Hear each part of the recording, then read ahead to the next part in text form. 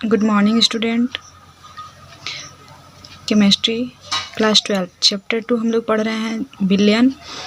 हमने इसमें बिलियन, विलय तथा विलायक, फिर विलयनों के प्रकार में हमने ए नंबर जो था अवयवों की मात्रा के आधार पर हमने पढ़ लिया। अब हम बी नंबर पढ़ेंगे विलायकों की भौतिक प्रावस्था के आधार पर। ठीक है, इसमें विलायकों की भौतिक प्रावस्था के आधार पर हम इसमें पहला नंबर पढ़ेंगे गैसीय विलयन क्या होता है।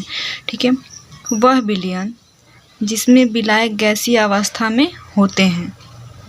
गैसीय विलयन में विलायक जो होता है वो गैसीय अवस्था में होता है, गैसीय विलायक कहते हैं या गैसीय विलयन कहते हैं। ठीक है, गैसीय विलयन बराबर विलय धन विलायक, विलय प्लस विलायक ये हमने पहले भी पढ़ाया है। ठीक है, तो विलयन बराबर विलय धन विलायक होता है, तो इस गैसीय विलयन के बारे में पढ़ रहे हैं हम।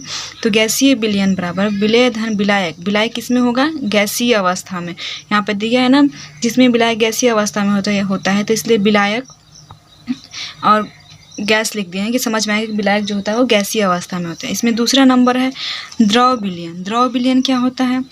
इस प्रकार के विलयन में विलायक पदार्थ द्रव अवस्था में होता है, जबकि विलेय पदार्थ द्रव, गैस अथवा ठोस अवस्था में हो सकता है। जो विलेय पदार्थ होता है वो ठोस में भी होगा, द्रव में भी होगा और गैस में भी हो सकता है। लेकिन जो विलायक होगा, ठीक है, गैसीय अवस्था में गैसीय अवस्था में गैस में होगा और द्रवीय अवस्था में, द्रव विलयन में द्रव अवस्था में होगा। ठीक है, देखते हैं विलयन बराबर यानी कि द्रव विलयन बराबर, यहाँ पे लिख लेते हैं द्रव विलयन बराबर विलय, विलय दिया है यहाँ पे विलय पदार्थ द्रव, गैस अथवा ठोस अवस्था में हो सकता है। तो हमने द्रव, गैस या ठोस लिख दिया है कि आप लोग को समझ में आएगा।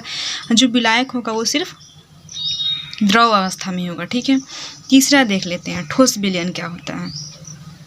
यदि किसी ठोस, द्रव एवं गैस के कण आणविक या परमाणुविक आकार में किसी दूसरे ठोस पदार्थ में अनियमित रूप से परिक्षिप्त हो जाते हैं तो प्राप्त विलयन को ठोस विलयन कहते हैं। तो जो विलयन प्राप्त होगा उसे हम लोग क्या कहेंगे? ठोस विलयन कहते हैं। विलयन की सांद्र क्या होती है? ठीक है, विलयन के प्रति इकाई आयतन में उपस्थित विलय की मात्रा विलयन की सांद्रता कहलाती है। विलयन के प्रति इकाई आयतन में उपस्थित विलय की मात्रा विलयन की सांद्रता कहलाती है।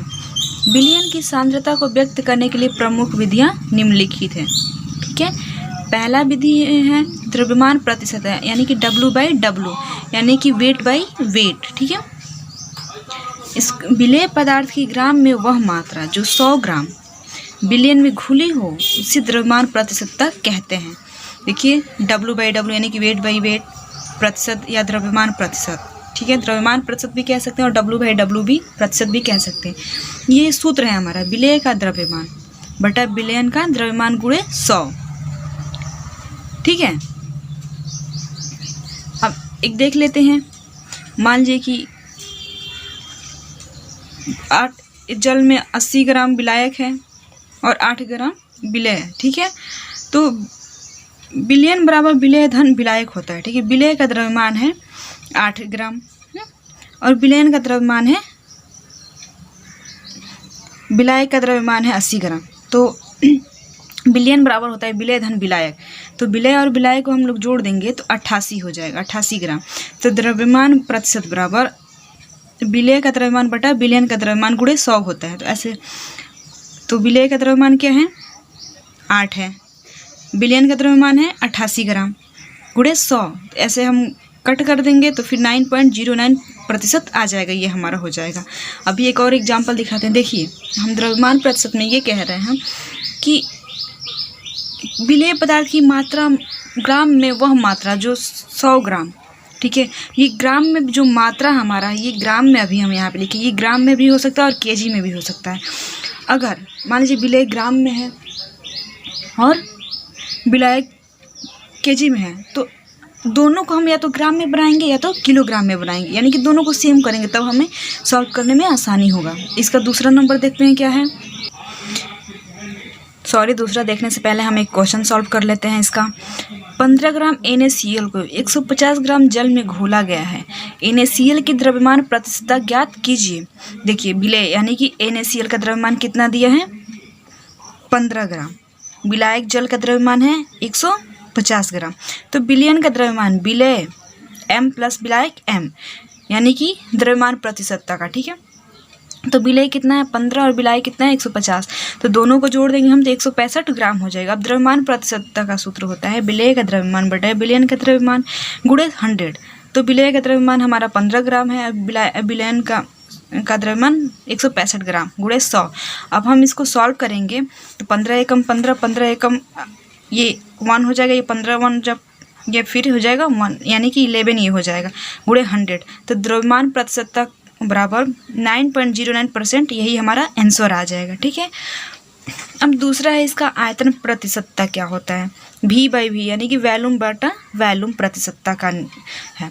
ml या L यानी कि ये मिलीलीटर में या लीटर में हो सकता है, ठीक है। जैसे कि वो ग्राम और किलोग्राम में था, तो ऐसे ये मिली या लीटर में भी हो जाएगा। इसमें से अगर मिली में एक होगा तो उसको दूसरे को भी मिली में बनाएंगे। अगर 1 लीटर में होगा दूसरा मिलीलीटर में, तो उसको दोनों में किसी एक में चेंज करेंगे हम लोग। देखिए विलेय पदार्थ की ml में वह मात्रा जो 100 ml विलयन में घुल चुकी हो उसे आयतन प्रतिशतता कहते हैं। क्या कहते हैं, आयतन प्रतिशतता कहते हैं। इसका सूत्र देखिए V/V प्रतिशतता या आयतन प्रतिशतता बराबर विलेय का आयतन बटा विलयन का आयतन गुणे 100। इस पे एक क्वेश्चन देख लेते हैं। 25 ml एथेनॉल 200 ml जल में घोला जाता है। देखिए ये भी ml में है और ये भी ml में है, तो हम चेंज नहीं करेंगे। एथेनॉल की आयतन प्रतिशतता ज्ञात कीजिए। सॉल्यूशन देख लेते हैं। विलेय यानी कि एथेनॉल का आयतन कितना है 25 ml है, विलायक का आयतन कितना है 200 ml है। तो विलयन का आयतन हम लोग निकालेंगे विलेय का आयतन प्लस विलायक का आयतन, तो 25 ml प्लस 200 ml तो कितना हो जाएगा 225 ml। तो आयतन प्रतिशतता का सूत्र होता है विलेय का आयतन बटा विलयन का आयतन गुणे 100। तो अब है 25 ml बटा 225 ml, ठीक है, क्योंकि विलेय का आयतन हमारा 25 ml हो जाएगा और विलयन का आयतन हमारा 225 ml हो जाएगा।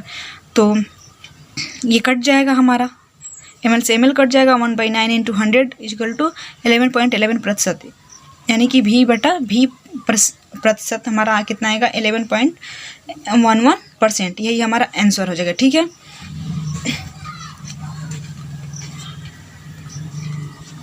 अब इसका तीसरा नियम हम लोग अगले वीडियो में पढ़ेंगे, द्रव्यमान आयतन प्रतिशतता या W/V प्रतिशतता का नियम।